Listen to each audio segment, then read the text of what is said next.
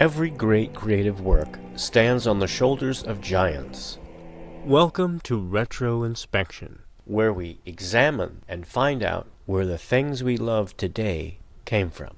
So in your estimation, are the Lensman the precursors of the Green Lantern Corps?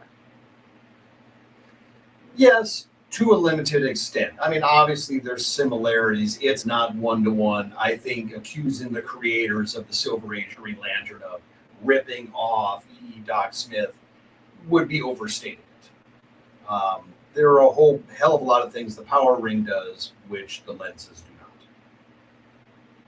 Well, the Power Ring seems to be unlimited in terms of what it can do, based on the wishes of the wielder. The lens actually just does is basically just a telepathic tool that allows telepathic communication. It's also a universal translator.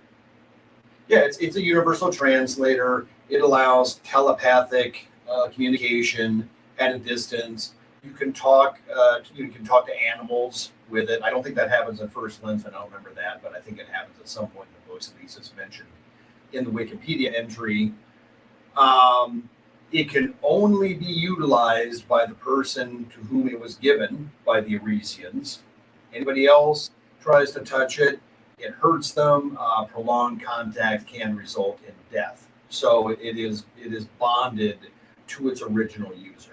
And so are the Power Rings, although I think that was the original concept. That has changed over the years. Certain, like Batman has used Power Rings at some point. I think in alternate universe, Superman has used them at one point. So it's kind of like with those. They're kind of like Mjolnir, to talk about Marvel. The Power Rings, you can wield them if you're worthy, right? Yeah. So, that's a little murkier. Anywho, but that's a very minor point. Right.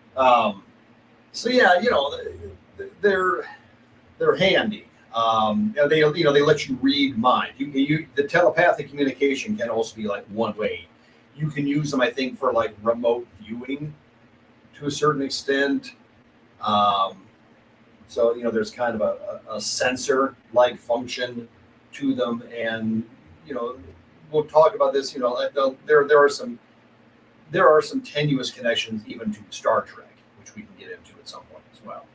So, final judgment: yes, it could be the precursor to the Green Lanterns, but only superficially. Yes. Okay.